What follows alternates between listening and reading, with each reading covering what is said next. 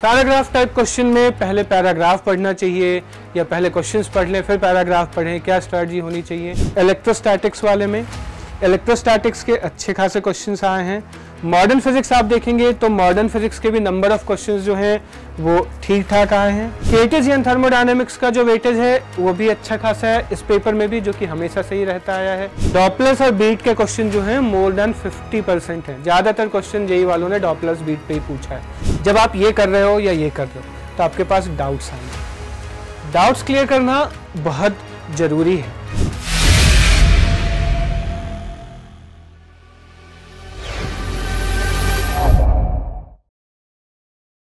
आज आप लोगों को ये बताऊंगा कि बचे हुए एक महीने में जेईई एडवांस के प्रिपरेशन की मोस्ट एफिशिएंट स्ट्रैटेजी क्या हो सकती है।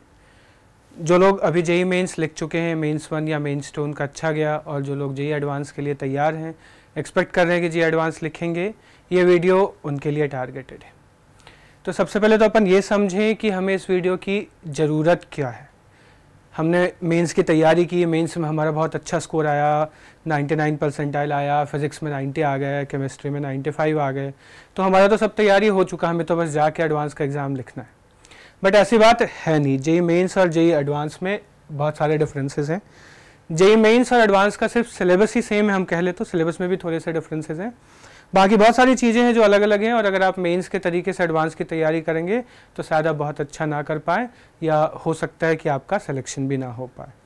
तो बहुत सारी चीज़ें बदलनी पड़ेंगी, बहुत सारी चीज़ें थोड़े अलग तरीके से करना पड़ेगा मेंस के लिए जो हमने किया उससे। फ़र्क क्या है मेंस और एडवांस के एग्ज़ाम में? सबसे पहला फ़र्क तो ये है कि जो टाइप ऑफ क्वेश्चन होते हैं वो अलग अलग होते हैं दोनों में। जो अपना मेंस में क्वेश्चन होता था वो सिर्फ सिंगल करेक्ट होता था और कुछ 5 क्वेश्चन न्यूमेरिकल करने होते थे। जो एडवांस में क्वेश्चन होंगे उसमें मल्टी करेक्ट भी आएंगे अपने पास, न्यूमेरिकल भी आएंगे, पैराग्राफ टाइप क्वेश्चन भी आएंगे। तो हमें अलग अलग पैटर्न के क्वेश्चंस को अप्रोच करने का प्रैक्टिस होना चाहिए, कॉन्फिडेंस होना चाहिए। जैसे मल्टी करेक्ट सिंगल करेक्ट में बहुत ज़्यादा डिफरेंस हो जाता है। अगर पार्शियल मार्किंग है तो स्ट्रैटेजी अलग होती है, रिस्क कम लेना होता है। अगर पार्शियल मार्किंग नहीं है तो आप वो लिबर्टी भी नहीं रख सकते, फिर आपको एग्जैक्टली करेक्ट होना पड़ेगा, नहीं तो आपके मार्क्स जाएंगे। तो न्यूमेरिकल की स्ट्रैटेजी भी उसी तरीके से थोड़ी अलग होगी। न्यूमेरिकल को आप सिंगल करेक्ट की तरह नहीं डील कर सकते हैं।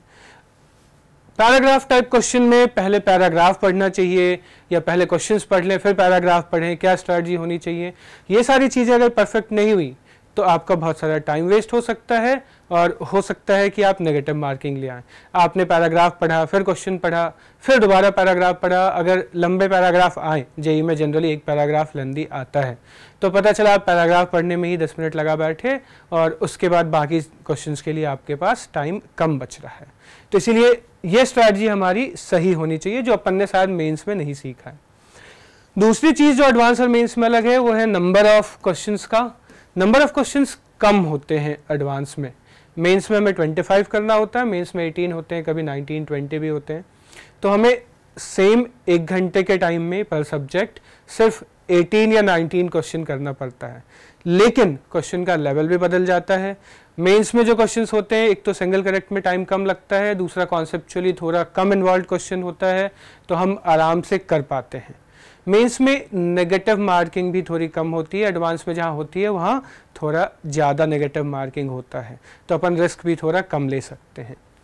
तो नंबर ऑफ क्वेश्चन का फ़र्क पड़ गया। लेवल ऑफ क्वेश्चन का तो फ़र्क है ही है। मेंस में जो क्वेश्चंस होते थे वो बहुत सारे रिपीटेड टाइप होते थे, एटलीस्ट उसी मॉडल के होते थे जो आपने प्रीवियस पीवाईक्यू वाले में किया होगा उससे। एडवांस में क्वेश्चंस के रिपीटेशन का चांस बहुत कम होता है, बहुत कम क्वेश्चंस रिपीट होते हैं। और कभी कभी जब ओलंपियाड वाले क्वेश्चंस रिपीट करके जेईई एडवांस वालों ने पूछा भी है तो वो क्वेश्चन कुछ ऐसा ट्विस्ट कर दिया है कि उसमें एक नया सा फ्लेवर, एक डिफरेंट सा फ्लेवर आ गया है। तो इसीलिए आपके देखे हुए क्वेश्चन भी अगर आ रहे हैं और आप ये सोच के चल रहे हो कि वही क्वेश्चन है और बिना क्वेश्चन ध्यान से पढ़े आप उस क्वेश्चन को अटेम्प्ट कर बैठे, तो हो सकता है आप नेगेटिव मार्किंग में चले जाओगे। ऐसा हो चुका है कुछ सालों पहले। सरफेस टेंशन का एक क्वेश्चन आया था, जिन लोगों ने ओलंपियाड की तैयारी के चक्कर में वो सारे क्वेश्चन किए हुए थे, उन्होंने ध्यान से पढ़ा ही नहीं और वो क्वेश्चन काफ़ी सारे टॉप के बच्चों का गलत हो गया था। तो क्वेश्चन ध्यान से पढ़ना बहुत ज़रूरी होता है। लेवल बदल गया, कॉन्सेप्चुअल हो गया, और जनरली या तो क्वेश्चन ही पूरा न्यू होगा या एटलीस्ट उसमें एक नया सा फ्लेवर तो जरूर ऐड किया होगा जेईई वालों ने। ड्यूरेशन ऑफ पेपर अलग होता है, आपको 2 पेपर में 100% कॉन्सेंट्रेशन के साथ, एफिशिएंसी के साथ बैठना होगा। मेंस एक पेपर होता था 3 घंटे बैठा, खत्म हुआ, हो गया। एडवांस में आपको पेपर 1 में भी 100% कॉन्सेंट्रेशन के साथ जाना है और पेपर 2 में भी 100% कॉन्सेंट्रेशन के साथ जाना है। तो जो 2 सेटिंग एक दिन में है उसके चक्कर में ये काफ़ी एग्जॉस्टिंग हो जाता है और आपको इसके प्रैक्टिस में रहना पड़ेगा। अगर आप रोज़ इस तरीके की प्रैक्टिस नहीं कर रहे हो या हफ्ते में 2 दिन 3 दिन ऐसे पेपर्स नहीं लिख रहे हो तो सडनली आप एडवांस वाले दिन लिखने जाओगे तो पेपर 1 तो अच्छा हो जाएगा लेकिन पेपर 2 के टाइम में आप एग्जॉस्ट हो जाओगे और फिर अपना 100% नहीं दे पाओगे उसमें। तो इसलिए हमें एडवांस के प्रिपरेशन के लिए एक अलग सी स्ट्रैटेजी चाहिए जो मेंस वाले स्ट्रैटेजी से नहीं चल पाएगा। यहाँ पे हमें कुछ डिफरेंट सा सोचना पड़ेगा, कुछ डिफरेंट करना पड़ेगा। हमारे पास करीब 1 महीने का टाइम है। उस 1 महीने में अगर आप मेंस की तैयारी कर चुके हैं तो आपका बेसिक क्लियर है। उसके बाद अगर आप सही तरीके से, सही स्ट्रैटेजी के साथ एफिशिएंटली अपना टाइम यूज़ करते हैं तो एडवांस में बहुत आराम से बहुत अच्छा कर सकते हैं। लेकिन वही अगर आपने स्ट्रैटेजी सही नहीं रखी, अगर गलत तरीके से किया तो आप एफर्ट भी डालोगे लेकिन आउटपुट उसका उतना अच्छा नहीं आएगा जितना आप एक्सपेक्ट कर रहे हो। तो स्टार्ट करने से पहले अपन थोड़ा प्रीवियस जेईज का एनालिसिस करके देख लेते हैं कि हमें पता लगे कि जेई ने पिछले 5-7 सालों में क्या क्या पूछा है और क्या क्या नहीं पूछा है, या किस टॉपिक से ज़्यादा क्वेश्चंस पूछे हैं, किस टॉपिक से कम क्वेश्चंस पूछे। ये एक इंडिकेटिव डिस्ट्रीब्यूशन है। आप लोगों को ऐसा नहीं करना चाहिए कि अच्छा इस चार्ट में एनएलएम का तो क्वेश्चन ही नहीं दिख रहा है तो मैं एनएलएम पूरा का पूरा ही छोड़ देता हूँ, और इस चार्ट में रोटेशनल के बहुत ज़्यादा क्वेश्चंस दिख रहे हैं तो मैं रोटेशनल जो है वो बहुत ज़्यादा कर लेता हूँ कि मैं भर के रोटेशनल के पीछे लग जाऊँ क्योंकि रोटेशनल तो सबसे ज़्यादा दिख रहा है। ये हीट एंड थर्मो होगा, हीट एंड थर्मो के अलावा सबसे ज़्यादा क्वेश्चन रोटेशनल के 20 आ रहे हैं यहाँ पे। तो ऐसे नहीं करना, ब्लाइंडली इस चार्ट में नंबर ऑफ क्वेश्चंस देख के उसको नहीं फॉलो करना है। ऐसा जरूरी भी नहीं है कि एनएलएम अगर नहीं पूछा है, और एनएलएम यहाँ पे नहीं दिख रहा है क्योंकि एनएलएम के क्वेश्चन मिक्स्ड आते हैं तो किसी न किसी और टॉपिक के साथ मिक्स होकर आ रहे हैं, एनएलएम इग्नोर नहीं कर सकते अपन। तो इसी तरीके से अपन यहाँ से एक इंडिकेटिव आइडिया ले रहे हैं और उसके बाद मैं आपको बताऊंगा कि कौन से टॉपिक्स करने चाहिए, कौन से नहीं करने चाहिए। मेरे 15-17 साल के टीचिंग के एक्सपीरियंस से कौन से टॉपिक्स पे एफर्ट डालने से आउटपुट आराम से आता है, नहीं आता है, ये चीज़ मैं आपको समझाऊंगा। तो यहाँ पे जो टॉपिक्स ज़्यादा आए हैं वो देख ले पहले अपन। हमने यहाँ पे एक देखा कि 20 क्वेश्चंस आए हैं पिछले 6 ईयर्स में, 2017 से 22 देख रहे हैं अपन। 23 का अपन अलग से देखेंगे, लास्ट ईयर का कंप्लीट एनालिसिस देखेंगे टॉपिक वाइज। उसी तरीके से हीट एंड थर्मो के 29 क्वेश्चंस आए हैं। अगर देखा जाए तो सबसे ज़्यादा question, and heat and thermo one of the easiest topic है अगर आप सही से तैयारी करें तो, लेकिन जनरली अपन उसको इग्नोर भी बहुत ज़्यादा करते हैं। उसी तरीके से यहाँ पर अगर आप देखें तो ये 18 क्वेश्चंस जा रहे हैं इलेक्ट्रोस्टैटिक्स वाले में।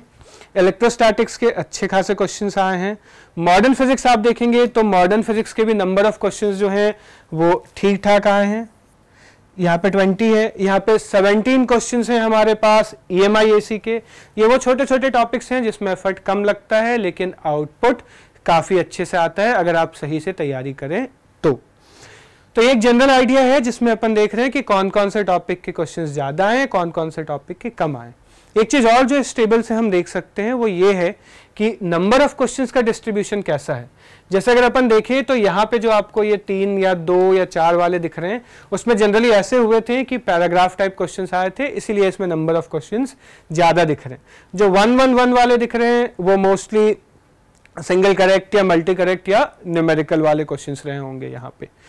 तो कौन कौन से टॉपिक से कितने क्वेश्चंस रोटेशनल से पिछले 6 सालों में 2-3 पैराग्राफ टाइप क्वेश्चंस आए, काफ़ी अच्छे क्वेश्चंस बनाए उन्होंने, 1-2 बोनस भी हुए थे, बट क्वेश्चन का लेवल और कॉन्सेप्चुअल जो इन्वॉल्वमेंट था वो काफ़ी अच्छा था। तो rotational although number of questions ज़्यादा आ रहे हैं बट जनरली वो डेप्थ में जाके पूछे जा रहे हैं। तो रोटेशनल की तैयारी करनी चाहिए या नहीं करनी चाहिए ये अपन आगे डिस्कस करते हैं।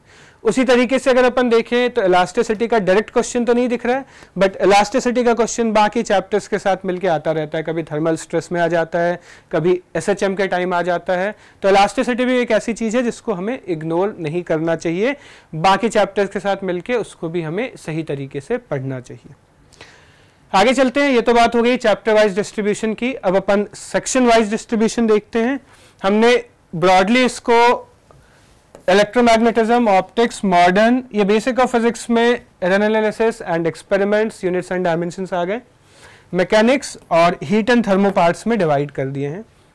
जब आप ब्रॉड पिक्चर देखते हो यहाँ पे कि किस टॉपिक का या किस सेक्शन का कितना क्वेश्चन आया है परसेंटेज वाइज, तो हमें दिख रहा है कि सबसे ज्यादा मैकेनिक्स का है। यहाँ पे मैकेनिक्स के क्वेश्चन डायरेक्टली तो आते ही हैं, मैकेनिक्स का question indirectly work energy, centre of mass का, मॉडर्न फिजिक्स, इलेक्ट्रोस्टैटिक्स, मैग्नेटिक्स सब में मिलके भी आता है। तो मैकेनिक्स अपन इग्नोर नहीं कर सकते हैं, बट जब अपन बाकी के टॉपिक्स कर रहे हैं तो मैकेनिक्स की थोड़ी थोड़ी तैयारी साथ ही होती जाती है, तो हमें मैकेनिक्स अलग से बहुत ज़्यादा करने की ज़रूरत नहीं पड़ती है।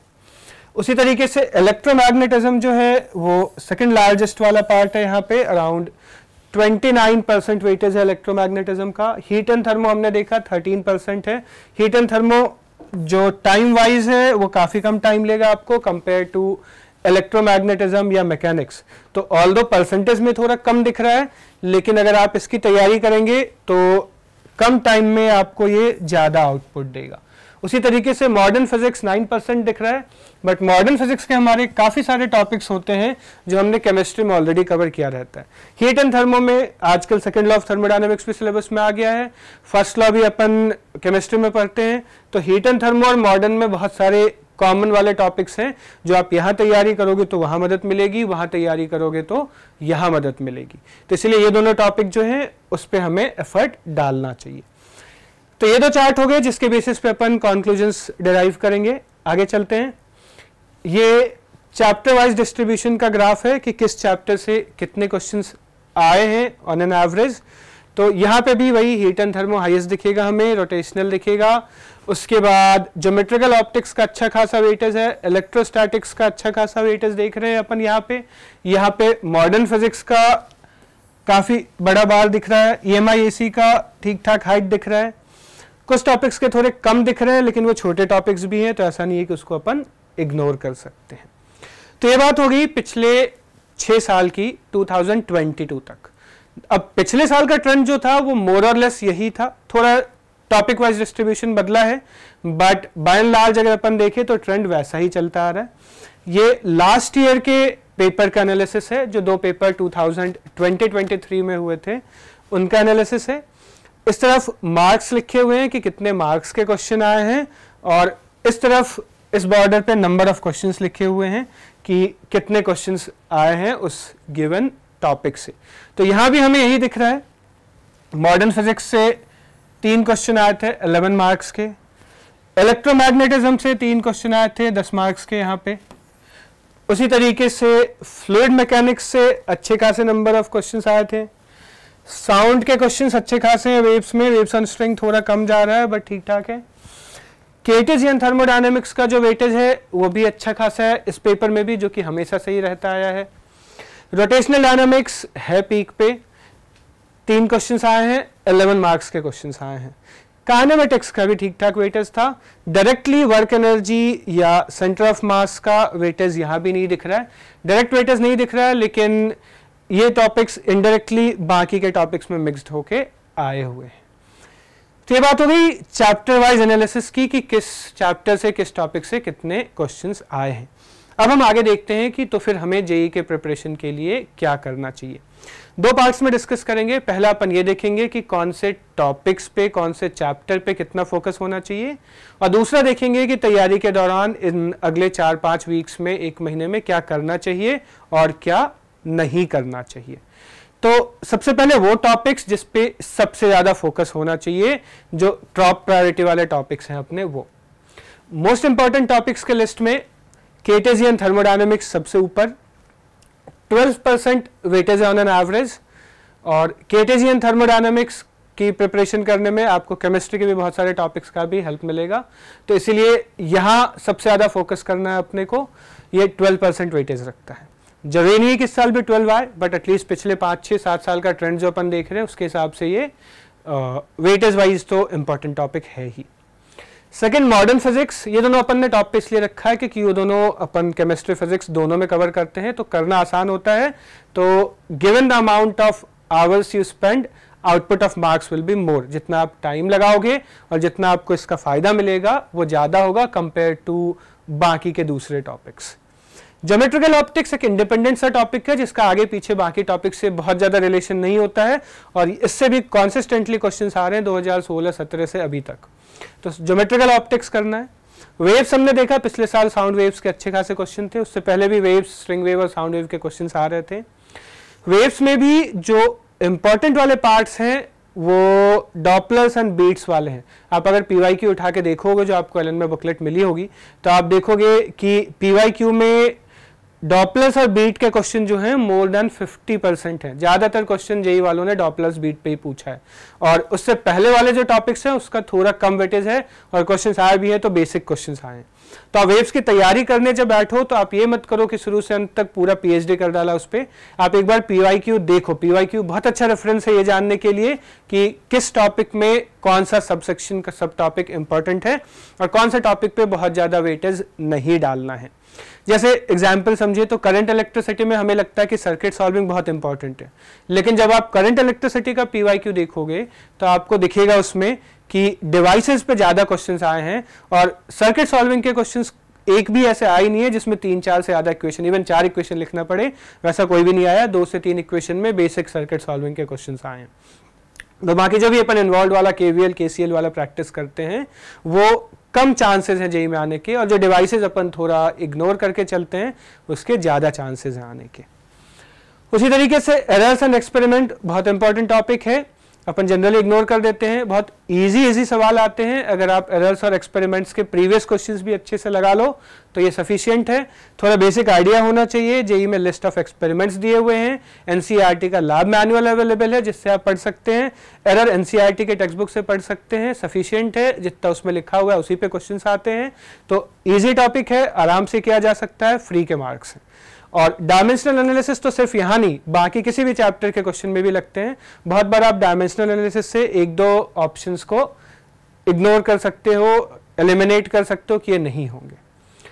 नेक्स्ट, मोस्ट इंपॉर्टेंट वाला लिस्ट जब आपका कवर हो जाए तो सेकंड आपको इन टॉपिक्स पे फोकस करना है। इलेक्ट्रोस्टैटिक्स एंड ग्रेविटेशन मिलके 5% वेटेज है और इलेक्ट्रोस्टैटिक और ग्रेविटेशन बहुत सिमिलर से कॉमन से टॉपिक हैं, दोनों में बहुत ज़्यादा डिफरेंस नहीं है। आप एक कर लोगे तो दूसरा हो जाएगा। इलेक्ट्रोस्टैटिक्स में जो नेगेटिव चार्ज के लिए होता है वही ग्रेविटेशन में होता है और ग्रेविटेशन में शील्डिंग वगैरह भी नहीं आता है तो और भी आसान हो जाता है। तो आपने इलेक्ट्रोस्टैटिक कर लिया तो समझो ग्रेविटेशन कर लिया और दोनों मिलके 5% का वेटेज जनरली रहता है। इलेक्ट्रोस्टैटिक का हेल्प आपको कैपेसिटर में भी मिलेगा, तो इलेक्ट्रोस्टैटिक कैपेसिटर दोनों अपन ने इस लिस्ट में लिखा है। मेरा सजेशन है दोनों साथ ही करना, क्योंकि बहुत सारे कंडक्टर के क्वेश्चन कैपेसिटर से हो जाते हैं, बहुत सारे कैपेसिटर के क्वेश्चन जो है वो कंडक्टर के बेसिक अप्रोच से सॉल्व हो जाते हैं। तो इसीलिए इलेक्ट्रोस्टैटिक, ग्रेविटेशन एंड कैपेसिटर में टाइम कम लगेगा और आउटपुट ज़्यादा होगा। तो अगर आपने पहले वाले लिस्ट के क्वेश्चन टॉपिक्स कर लिए हैं तो दूसरे वाले लिस्ट के टॉपिक्स के क्वेश्चन करें। इन दोनों टॉपिक को करने में बहुत ज़्यादा टाइम नहीं लगेगा, आउटपुट अच्छा मिलेगा। नेक्स्ट जो इंपॉर्टेंट है वो मैग्नेटिक्स एंड ईएमआई वाला पार्ट है, जिससे 9% वेटेज है एवरेज। मैग्नेटिक्स और ईएमआई में मैग्नेटिक्स थोड़ा मैथमेटिकल सा चैप्टर है, थोड़ा वेक्टर्स क्रॉस प्रोडक्ट की प्रैक्टिस होनी चाहिए, कॉन्सेप्चुअली ज़्यादा इन्वॉल्व नहीं होता है, put the value get the result type होता है, एक बेसिक प्रैक्टिस के बाद हो जाएगा। तो मैग्नेटिक्स के लिए मैं सजेस्ट करूंगा कि आप प्रॉब्लम्स की प्रैक्टिस करें। ईएमआई थ्योरेटिकल चैप्टर है, प्रॉब्लम्स यहाँ भी अच्छे बनते हैं लेकिन थ्योरेटिकल क्लैरिटी अच्छे से होनी चाहिए, तो इसलिए ईएमआई में आप प्रॉब्लम्स की प्रैक्टिस करने से पहले थ्योरी अच्छे से जरूर पढ़ लें। आपके एलन के मॉड्यूल में थ्योरी लिखी हुई है, क्लास नोट्स में थ्योरी होगी और एनसीईआरटी की टेक्स्ट बुक भी पढ़ सकते हैं क्लैरिटी के लिए, तो ये जरूरी है। Wave optics and EM waves is the next topic जिस पे आपको फोकस करना चाहिए। वेव ऑप्टिक्स और ईएम वेव्स पढ़ने के लिए एनसीईआरटी टेक्स्ट बुक सबसे अच्छी बुक है, या तो अपने क्लास नोट्स पढ़ लीजिए या फिर एनसीईआरटी के टेक्स्ट बुक से रीडिंग लगा लीजिए, दैट इज सफिशिएंट। उसके बाद प्रॉब्लम्स कर लीजिए, पीवाईक्यू कर लीजिए, उतने से काम हो जाएगा जेई लेवल का। तीसरा लिस्ट जो अपन ने छोड़ा हुआ है और अगर टाइम मिलेगा तो लास्ट में करेंगे, सिंपल हार्मोनिक मोशन अपन ने यहाँ रखा है। इसलिए यहाँ रखा है क्योंकि जब आप बाकी टॉपिक्स की प्रैक्टिस करेंगे तो एसएचएम के क्वेश्चंस खुद ब खुद आ जाएंगे। जैसे इलेक्ट्रोस्टैटिक्स करने बैठेंगे तो एसएचएम कवर हो जाएगा, अगर अपन इलास्टिसिटी करते हैं तो एसएचएम के क्वेश्चन आ जाते हैं, फ्लूइड्स करते हैं तो एसएचएम के क्वेश्चन आ जाते हैं। तो अलग से एज ए टॉपिक एसएचएम करने की जगह बाकी चैप्टर्स के प्रैक्टिस करते चले, उस प्रैक्टिस में हमारा एसएचएम खुद ब खुद कवर हो जाएगा। तो अगर आप अलग से डेडिकेटेडली एसएचएम ना भी कर पाए तो कोई प्रॉब्लम नहीं है, वो कवर होगा। रोटेशनल इंपॉर्टेंट है, वेटेज ज़्यादा है लेकिन एफर्ट भी ज़्यादा लगता है। तो अगर आपने हीट एंड थर्मो छोड़ा हुआ है तो मैं सजेस्ट करूंगा कि रोटेशनल के पीछे ना भागे। अगर आपका हीट एंड थर्मो हो गया है तो रोटेशनल की प्रैक्टिस जरूर करें। रोटेशनल के इजी क्वेश्चंस भी आते हैं, कभी कभी बेसिक एफबीडी बना के होने वाले वो क्वेश्चंस आराम से हो जाते हैं। तो इसीलिए रोटेशनल को इस लिस्ट में रखा गया है कि जब बाकी के टॉपिक्स हो जाए तब इस पर टाइम लगाएं। वेटेज ज़्यादा है लेकिन टाइम उससे भी ज़्यादा लगता है, तो इसीलिए इसको फर्स्ट प्रायोरिटी में ना रखें। पार्टिकल डायनामिक्स का भी वही हाल है, एनएलएम वर्क एनर्जी से डायरेक्ट तो नहीं आते हैं बट इनडायरेक्ट क्वेश्चंस आते रहते हैं। तो इसकी भी आपको अलग से डेडिकेटेड प्रैक्टिस करने की जरूरत नहीं है। जब आप मॉडर्न फिजिक्स करेंगे और आप एटम का न्यूट्रॉन से कोलिजन करेंगे तो आप खुद ब खुद मोमेंटम और एनर्जी कंजर्वेशन वाले इक्वेशंस की प्रैक्टिस कर लेंगे। तो ये वो टॉपिक्स हैं जिसको आप लीस्ट प्रायोरिटी रखें मेरे हिसाब से। इसके अलावा एक चीज़ और लास्ट में टॉपिक्स में, वो टॉपिक्स जो नए ऐड हुए हैं उनको भूल ना जाए। एक बार जेई का सिलेबस देख लें। जेई के सिलेबस में आपको दिखेगा कि फोर्स्ड एंड डैम्प्ड ऑसिलेशन पिछले 2 सालों से आ रहा है। Second law of thermodynamics add हुआ अभी इलेक्ट्रोमैग्नेटिक वेव्स का एक पूरा चैप्टर ऐड हुआ है। डायफ्रैक्शन एंड पोलराइजेशन ऐड हुआ है। पहले सिर्फ इंटरफेरेंस वाईडीएससी के क्वेश्चंस आते थे, अब डायफ्रैक्शन एंड पोलराइजेशन के भी क्वेश्चंस आएंगे। ये तीनों चारों टॉपिक्स एनसीईआरटी से पढ़ सकते हैं आप थ्योरी के लिए। एनसीईआरटी में EM waves, diffraction and polarisation काफ़ी अच्छे से लिखा हुआ है और उसके बाद कुछ प्रॉब्लम्स लगा लें। इसके प्रॉब्लम्स आपको पीवाईक्यू में ज़्यादा नहीं मिलेंगे, तो आप एनसीईआरटी के एक्सरसाइज के क्वेश्चंस, एग्जाम्पलर के क्वेश्चंस और फिर आपके एलएन के मॉड्यूल में काफ़ी क्वेश्चंस ऐड किए गए इन टॉपिक्स के, वहाँ से क्वेश्चंस की प्रैक्टिस कर लें, ये सफिशियंट रहेगा। सो ये बात हो गई टॉपिक वाइज डिवीजन की, किस टॉपिक पे ज़्यादा फोकस करना स्टार्ट में, किस टॉपिक पे फोकस अपना थोड़ा सा कम होना चाहिए, किस टॉपिक का लास्ट प्रायोरिटी होना चाहिए कि अगर बाकी सारे टॉपिक्स अच्छे से हो गए तब उस पे जाएंगे, है ना। अब मैं कुछ और जनरल गाइडलाइंस आपको बता रहा हूँ कि प्रिपरेशन में क्या करना चाहिए क्या नहीं करना चाहिए। यहाँ हम सब्जेक्ट वाइज प्रिपरेशन की बात कर रहे हैं। जो जनरल गाइडलाइंस है उसके लिए आपको इस एलएन के सीरीज में, वीडियो सीरीज में एक और वीडियो मिलेगा जिसमें जेई प्रिपरेशन में डूज एंड डोंट्स के बारे में आपको डिटेल्स में बताएंगे हमारे एक्सपर्ट्स। तो करना क्या है, सबसे पहले शॉर्ट नोट्स और थ्योरी रिवाइज करना है। सिर्फ प्रॉब्लम नहीं करते चलना है। थ्योरेटिकल क्लैरिटी, कॉन्सेप्चुअल क्लैरिटी बहुत इंपॉर्टेंट है। अगर आपके कॉन्सेप्ट्स क्लियर हैं तो आप प्रॉब्लम्स आराम से कर पाओगे, और कॉन्सेप्ट्स क्लियर नहीं है, आपने बस रट्टा मारा हुआ है कि इस क्वेश्चन में ऐसे करते हैं, उस क्वेश्चन में वैसे करते हैं, तो फिर दिक्कत हो जाएगी। जेई उन्हीं कॉन्सेप्चुअल ट्रैप्स पे फंसाता है आपको। जेई कैलकुलेशन बेस्ड क्वेश्चन नहीं देता है, जेई कॉन्सेप्ट्स पे बेस्ड क्वेश्चन देता है, जहां पे कहीं ना कहीं कुछ ना कुछ कॉन्सेप्चुअल ट्रैप होता है। अगर आपका थ्योरी क्लियर नहीं है, कॉन्सेप्ट क्लियर नहीं है, तो जेई आपको पक्का ट्रैप कर लेगा। ये चीज एडवांस और मेंस में डिफरेंट है, तो इसीलिए एडवांस के लिए आपको कॉन्सेप्चुअल थ्योरेटिकल क्लैरिटी की बहुत ज़्यादा ज़रूरत है। अपन इसको इग्नोर कर देते हैं कभी कभी, अपन सोचते हैं थ्योरी तो हमने कर ही लिया, मेंस की तैयारी कर ही ली है। ऐसा नहीं करना है। खास करके वो टॉपिक्स जैसे इलास्टिसिटी हो गया, सरफेस टेंशन हो गया, विस्कोसिटी हो गया, इन सारे टॉपिक्स में एनसीईआरटी पढ़े। आपको एनसीईआरटी में ही बहुत अच्छे अच्छे कॉन्सेप्चुअल पॉइंट्स लिखे मिल जाएंगे जिसकी ज़रूरत है। दूसरा, पीवाईक्यू सॉल्व करना है जो आपको एलएन की तरफ से मिला होगा। जे लेवल के प्रैक्टिस के लिए पीवाईक्यू से अच्छा कुछ नहीं हो सकता है। अभी के टाइम पे अगर आप रैंडम यूट्यूब से और गूगल पे जाके क्वेश्चंस और क्वेश्चन बैंक्स निकाल के सॉल्व करने बैठेंगे तो आपको वैसे क्वेश्चंस मिलेंगे जिनको करने में मजा तो बहुत आएगा, जो टाइम भी बहुत लेगा, लेकिन इससे फायदा कुछ नहीं होगा जेई के लिए। ओलंपियाड वाले क्वेश्चन करने से जेई में फायदा नहीं होता है, वो सब्जेक्टिव क्वेश्चंस होते हैं, बस सिलेबस ही सेम होता है, करने का तरीका, पैटर्न, उसके लिए आपको जो कॉन्सेप्चुअल क्लैरिटी चाहिए जिस लेवल पे, वो डिफरेंट होता है। ओलंपियाड सब्जेक्टिव सा एग्जाम होता है, जेई ऑब्जेक्टिव एग्जाम है, तो इसलिए ये सोच के कि मैं ओलंपियाड क्वेश्चंस कर लूँ, वो सिलेबस तो वही है, कोई फायदा नहीं है, टाइम का वेस्टेज है, प्लस आपके कॉन्फिडेंस को बर्बाद करेगा। तो आप गूगल पे जाके पढ़ाई ना करें, यूट्यूब पे जाके पढ़ाई ना करें, वहाँ पे चुन चुन के ऐसे क्वेश्चंस दिए रहते हैं जिनसे आपको फायदा कम होगा और नुकसान ज़्यादा होगा और कॉन्फिडेंस पे असर पड़ेगा, या कुछ ऐसी चीज़ें आप पढ़ लेंगे जिसको बेकार आप अप्लाई करके गलत आंसर ला के गलत मार्क्स ले आएंगे, नेगेटिव मार्क्स ले आएंगे। सो इसीलिए पीवाईक्यू सॉल्व करें, और पीवाईक्यू के अलावा जो आपको मटेरियल मिला हुआ है हमारी तरफ से वो सॉल्व करें। जेई लेवल के क्वेश्चन सॉल्व करें, जेई लेवल से बहुत ऊपर के क्वेश्चन सॉल्व करने की जरूरत नहीं है, लेकिन हाँ मेंस लेवल तक ना रुके, जेई एडवांस लेवल तक जाना जरूरी है। नेक्स्ट, जब आप ये कर रहे हो या ये कर रहे हो तो आपके पास डाउट्स आएंगे। डाउट्स क्लियर करना बहुत जरूरी है। फॉर एग्जाम्पल, अगर आप PYQ सॉल्व कर रहे हो और आपने 50 क्वेश्चन सॉल्व किए एक चैप्टर के, उन 50 क्वेश्चन में आपसे 45 क्वेश्चन हो गए, 5 क्वेश्चन बचा जो सॉल्व नहीं कर पाए। अब आप सोच रहे हो कि भाई 50 में से 45 तो मैंने कर लिए, जेई में मेरे 90-95% आ जाएंगे, 5 ही बचे हैं, कोई बात नहीं, हो गया, नहीं हुआ तो इन 5 को छोड़ देते हैं। लेकिन यही 5 क्वेश्चन है जिसमें आपको सीखने के लिए कुछ नई चीज मिल रही है। ये 45 तो आपको पहले से पता था, यही 5 वो कॉन्सेप्चुअल वाले पॉइंट्स होंगे जिसमें आपको क्लैरिटी नहीं है, बल्कि आपने यही 5 क्वेश्चन आइडेंटिफाई करने के लिए 1-1.5-2 घंटा लगा के ये 50 क्वेश्चन किया था। तो आपके 2 घंटे का टाइम वेस्ट हो जाएगा अगर आप इन 5 क्वेश्चंस का सॉल्यूशन नहीं ढूंढते हो, अपने टीचर से डिस्कस नहीं करते हो। आप जब बात करोगे टीचर से तो आपको बताएंगे, डाउट काउंटर पे जाके पूछो, या फिर LN+ पे आपके पास ऑप्शन है, ऑनलाइन पोस्ट कर दो, 1 दिन के अंदर अंदर आपके पास रिप्लाई आ जाएगा। तो आपको ये 5 क्वेश्चन का सॉल्यूशन जरूर जानना है। उसमें अगर आपको कहा जाए कि आपकी कॉन्सेप्चुअल क्लैरिटी नहीं है उस टॉपिक में, थ्योरी पढ़ लो, नोट्स रिवाइज कर लो, तो आपको वो भी प्रॉम्प्टली उसी दिन बैठ के करना है। बहुत जरूरी है कि जो भी आपने यहाँ पे और यहाँ पे काम किया उसमें जो भी डाउट्स हैं उसको अच्छे से क्लियर करना। लास्टली, जो सिलेक्शन ऑफ टॉपिक्स बताया है उसको फॉलो करना है।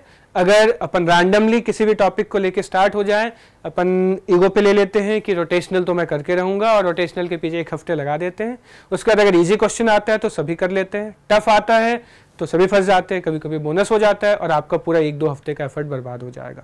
तो इसलिए उन टॉपिक्स पे जिसमें आउटपुट कंपेयर टू इनपुट अच्छा नहीं है, 1 घंटे का टाइम लगा के मार्क्स में कम इंप्रूवमेंट हो रहा है, उसको लास्ट में करना है। जिसमें इंप्रूवमेंट ज़्यादा हो रहा है उसको पहले करना है। तो ये कुछ चीज़ें हो गई जो आपको करनी है। अब कुछ चीज़ें जो नहीं करनी है, जो मैंने आपको अभी बताया। पहला, गूगल और यूट्यूब पे पढ़ाई नहीं करना है। अगर गूगल और यूट्यूब पे पढ़ाई हो जाता तो सब वहीं जाके पढ़ाई कर लेते, फिर टीचर की ज़रूरत ही क्या थी, क्लास जाने की, कॉलेज स्कूल जाने की ज़रूरत ही क्या होती। तो इसलिए आपको गूगल और यूट्यूब पे पढ़ाई भी नहीं करनी है, सॉल्यूशन भी नहीं ढूंढना है। आपको टीचर से या LN+ पे इंटरैक्ट करना है और वहाँ से आंसर, सॉल्यूशंस और डाउट्स पूछना है। जब आप टीचर से डाउट पूछते हो तो आपका टीचर आपको बताता है कि देखो इसमें तुम्हारा ये कॉन्सेप्चुअल पार्ट मिसिंग है, इसकी और प्रैक्टिस कर लो या इसकी थ्योरी पढ़ लो। वो बहुत इंपॉर्टेंट है इस स्टेज पे, क्योंकि अगर आपको कोई आइडेंटिफाई करके दे दे कि भाई ये टॉपिक तुम्हारा वीक है, इस पे काम कर लो, तो बहुत अच्छा है ना। वो टीचर ही कर सकता है, वो गूगल और यूट्यूब नहीं बताएगा आपको। वो बस रैंडम सजेशन देगा वीडियोस का, एक टॉपिक से दूसरे, तीसरे से तीसरे पे जंप करोगे और पता ही नहीं चलेगा कब 1-2 घंटे बर्बाद हो गए। अभी जैसा बताया आपको, ओलंपियाड और सब्जेक्टिव वाले क्वेश्चंस नहीं करने हैं, बस सिलेबस ही सेम है। लेवल उनको करने के लिए जो अप्रोच लगता है वो सारी चीज़ें डिफरेंट होती हैं, तो उस पर टाइम वेस्ट नहीं करना है। Lastly, a little of everything won't work for JEE advanced, है ना। तो जेई मेंस में हमें jack of all trade master of none होना होता था, बट जेई एडवांस में हमें मास्टर ऑफ सम टॉपिक होना है। मेंस में थोड़ा थोड़ा हर टॉपिक का कर ले तो काम चल जाता था, क्वेश्चन हो जाते थे जनरली। एडवांस में आने के बाद जो टॉपिक आप कर रहे हो उसको उस डेप्थ में करना है कि जेई लेवल तक कॉन्सेप्चुअल क्लैरिटी है, मैथमेटिकल अंडरस्टैंडिंग है, तभी फायदा है। तो यहाँ ये नहीं करना कि हर टॉपिक का थोड़ा थोड़ा कर लिया और किसी भी टॉपिक में कॉन्फिडेंस नहीं है। बजाय उसके अगर आपके 50-60% टॉपिक्स अच्छे से हो गए हैं तो इसमें आपका आराम से जेई क्वालिफाई हो जाएगा। उसके बाद सेकंड लिस्ट ऑफ टॉपिक में जाना जिसमें फिर से रैंक इंप्रूवमेंट होगा, फिर लास्ट वाले लिस्ट पे जाना जो भी आपको बताया है, तो उसमें और अच्छा रैंक इंप्रूवमेंट हो जाएगा। बट सबसे पहले हमें जो भी टॉपिक सेलेक्ट किया उस टॉपिक को अच्छे से करना है, तभी जाके हमारा रैंक अच्छा जाएगा। तो ये जो गाइडेंस सेशन है इसको यही स्टॉप करते हैं अपन। अब आपको इन जनरल मैंने बताया क्या करना है, क्या नहीं करना है, किन टॉपिक्स पे फोकस करना है। अब आप फॉलो करते रहिए, आपको आगे और वीडियोस मिलेंगे जिसमें ये बताया जाएगा कि जेई के प्रिपरेशन में क्या ब्लंडर्स हैं जो स्टूडेंट्स करते हैं, क्या करना चाहिए, क्या नहीं करना चाहिए, लास्ट वीक में क्या करना चाहिए, सेकंड लास्ट वीक में क्या करना चाहिए। अभी के लिए इस वीडियो को अपन यही एंड करते हैं। Best of luck everyone, thank you.